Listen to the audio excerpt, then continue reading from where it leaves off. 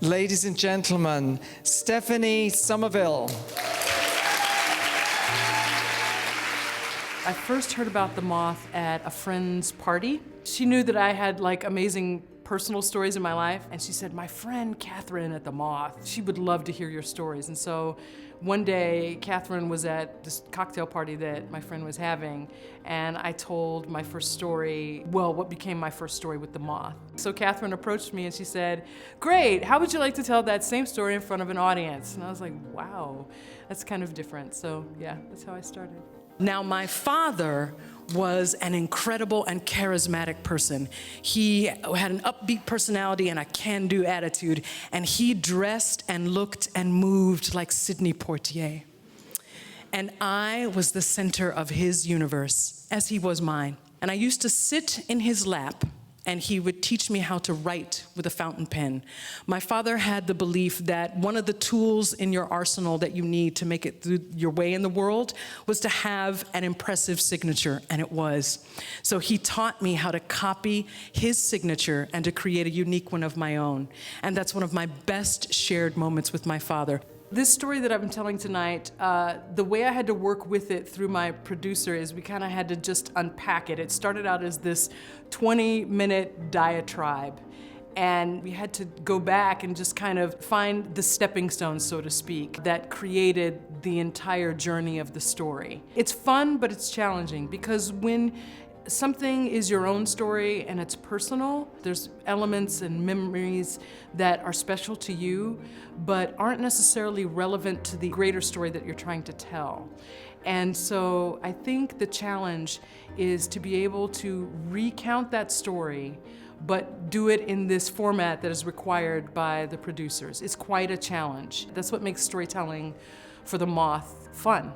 So, in 1979, I turned 13 years old, and two important things happened. One, I got a summer job, and two, I started to notice boys.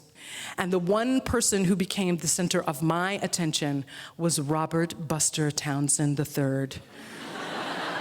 And it was, and Buster was delicious. I don't know what else to say. He was a fair-skinned, freckle-faced black boy with an athletic build, and he was not the brightest bulb on the tree, but I did not care. He could have read a grocery list, and I was mesmerized. In storytelling and having to retell your story, there are elements that will always be the same. They're almost like plot points that you have to hit, but there is magic. Every time I tell a story, each time it's different. One day, I'm holding hands with Buster, and my father comes up earlier than usual to pick me up, so I go skipping off and I get into the car, and immediately I notice that something is wrong with my father. And I'm like, Dad, is there anything wrong? And my dad erupts into what sounds like to me this loud, long lion roar of a monologue. I saw you talking to these boys. I saw you holding hands with these boys. And then he pulls out like these big SAT words. Boys are licentious and nefarious creatures. You know? So I am now terrified and amazed all at once. So I open the car door and I turn and I look at him and I slam the car door. And for my father, that was like the equivalent of slapping him in the face, because his car was his prized possession. What makes a great story? I think tension and drama. It's a ride. And it needs to be like a roller coaster ride, not a kiddie roller coaster ride, but like, and that's what makes good story, especially in a 10-minute format. You know, it can't be, cocktail, I was hanging out at so-and-so's house the other day. It needs to have meat, and it needs to have heart, and it needs to be epic. So here it is now, we're in the parking lot after work, and Buster, I let him kiss me. And it was the most amazing thing. It was delicious. But as soon as it was over, Buster, he went off. His parents had picked him up, and he had been carted away. And I'm just standing there kind of basking in the glow of this kiss. So I decided I'm just going to walk home.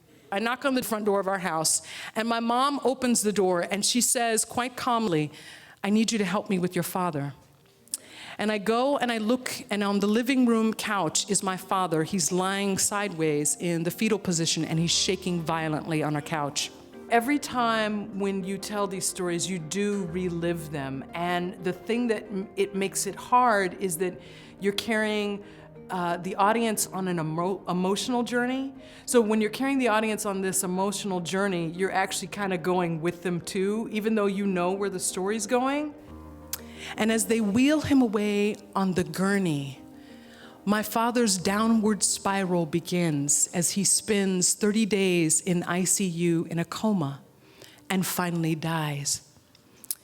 And my mother, I'll never forget, she came home quite placidly and just said quietly and calmly, "Your father's gone home to be with the Lord." And when that gurney had rolled away, that's when my life had begun to implode.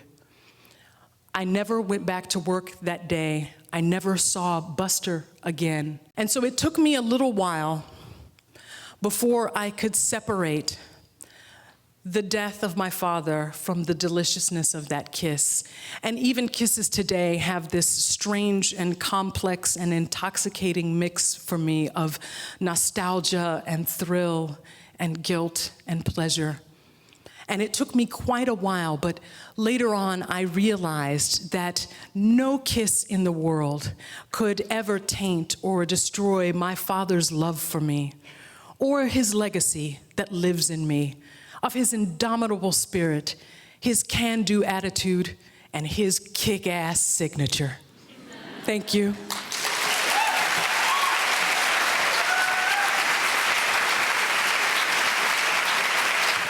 Stephanie Summerville, thank you. Hi, I'm Stephanie Summerville. I'm a storyteller with the Moth. If you like what you saw, subscribe to THNKR.